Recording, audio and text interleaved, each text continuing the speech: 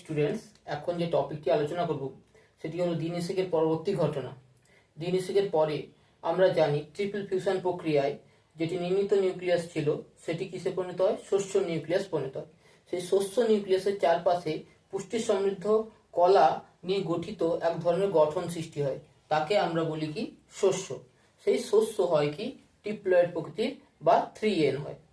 গুপ্তবীজী উদ্ভিদের ক্ষেত্রে আমরা শস্যটি কি হয়? গুপ্তবীজী উদ্ভিদের ক্ষেত্রে শস্য 3N হয়, কিন্তু ব্যক্তবীজী উদ্ভিদের ক্ষেত্রে শস্য 2N হয়। এটি খুবই ইম্পর্টেন্ট, কারণ ব্যক্তবীজী উদ্ভিদের ক্ষেত্রে যেটি ফিমেল গ্যামেটোফাইট সেটি কি পরিণত হয়? সেটি শস্যে পরিণত হয়, তাই সেটি হয় কি? হ্যাপ্লয়েড প্রকৃতির হয়। এই শস্য সম্পর্কে আমরা শস্যের শ্রেণীবিভাগ জানব এবং তাদের উদাহরণ জানব।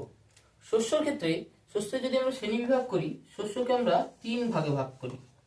কি কি? প্রথমে হলো কি? নিউক্লিয়ার শস্য।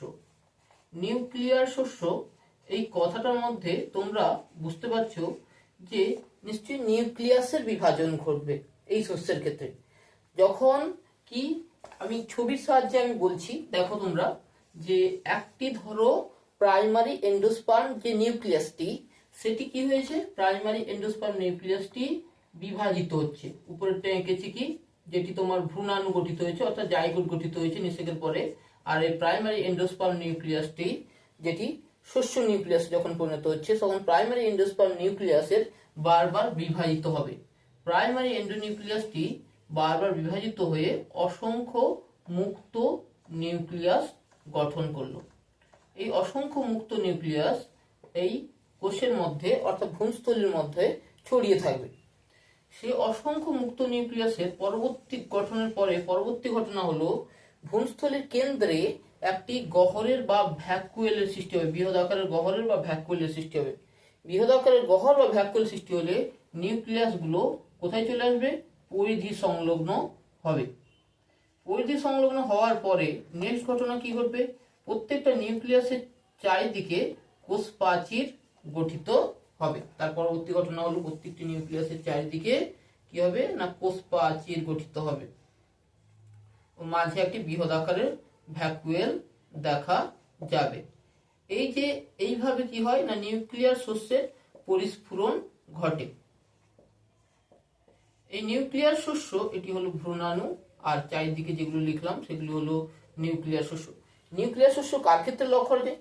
আম গাছের ক্ষেত্রে লক্ষ্য করা যায়। আম গাছের বিজ্ঞানসম্মত নাম হলো ম্যাঙ্গিফেরা ইন্ডিকা। প্রাইমুলা গাছের ক্ষেত্রে লক্ষ্য করা যায় এবং ভুট্টা গাছের ক্ষেত্রে লক্ষ্য করা যায়। ভুট্টা হলো জিয়ামেইজ। ধান গাছের ক্ষেত্রে লক্ষ্য করা যায়। ধান হলো ওরাইজা স্যাটিভা। এবং সবথেকে ইম্পর্টেন্ট, নারিকেলের তরল শস্য। নারিকেলের তরল শস্য, সেখানেও কি হয়? না মুক্ত নিউক্লিয়াস লক্ষ্য করা যায়। নারিকেল তরল শস্য বলতে ডাবের যে জল সেটাকেই বোঝাতে যাচ্ছে। এটি নিউক্লিয়ার শস্য এর ক্ষেত্রে এই সকল উদাহরণের ক্ষেত্রে লক্ষ্য করা যায়। এরপরে আমরা পড়ব যে সেলুলার শস্য। সেলুলার শস্যর বাংলা হলো কোষীয় শস্য। সেলুলার শস্য বা কোষীয় শস্য। এখানে দেখব যেটি প্রাইমারি এন্ডোস্পার্ম নিউক্লিয়াসটি যখন শস্য গঠিত হবে, তখনই কি হয়? প্রাইমারি এন্ডোস্পার্ম নিউক্লিয়াসটি যেটি ভ্রূণস্থলীর মধ্যে থাকে সেটি প্রথমে বিভাজিত হবে। কেমন ভাবে বিভাজিত হবে? কোষ প্রাচীর গঠনের মাধ্যমে বিভাজিত হবে। তখন তাকে আমরা বলছি কি? সেলুলার শস্য। কোষ প্রাচীর গঠনের মাধ্যমে বিভাজিত হবে এবং প্রথমের দিকে কোষ প্রাচীর গঠনের যে বিভাজন ঘটবে সেই প্রথমের বিভাজনটা হলো অনুপ্রস্থ। তার পরবর্তীকালে যে বিভাজনটা ঘটবে সেগুলি হলো কি? না অনুদৈর্ঘ্য বিভাজন ঘটে।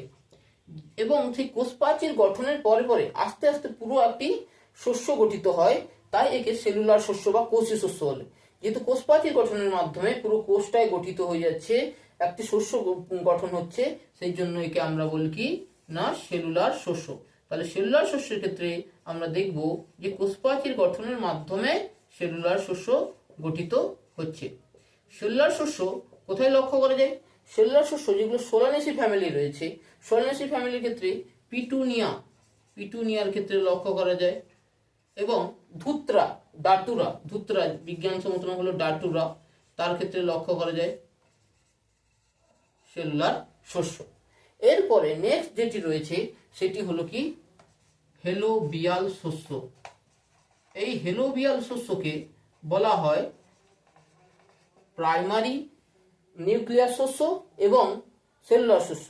হেলোবিয়াল শস্য হল নিউক্লিয়াস শস্য এবং সেলুলার শস্যের মধ্যবর্তী পর্যায়ে।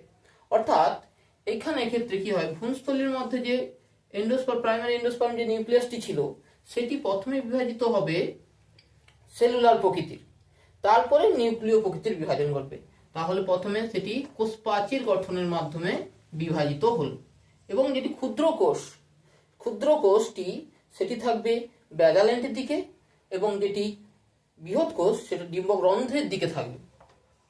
তারপরে ক্রমশ সেটি নিউক্লিয় বিভাজন ঘটবে, অর্থাৎ শুধুমাত্র নিউক্লিয়াসের বিভাজন ঘটবে। এইভাবে হেলোবিয়াল শস্য গঠিত হয়। প্রথমে বিভাজন ঘটবে শুধুমাত্র সেলুলার প্রকৃতির, তারপরে বিভাজন ঘটবে নিউক্লিয় প্রকৃতির। একে বলা হয় হেলোবিয়াল শস্য। হেলোবিয়াল শস্য কার ক্ষেত্রে লক্ষ্য করা যায়? একবীজপত্রীর একটি ফ্যামিলি রয়েছে, তার নাম হলো হেলোবিয়ালিস। সেই হেলোবিয়ালিসের যে সকল উদ্ভিদ রয়েছে তার ক্ষেত্রে লক্ষ্য করা যায়। অর্থাৎ জুনসাস বলে একটি গাছ আছে, তার ক্ষেত্রে লক্ষ্য করা যায়। এবং হেলোবিয়ালিস তার ক্ষেত্রে লক্ষ্য করা যায়।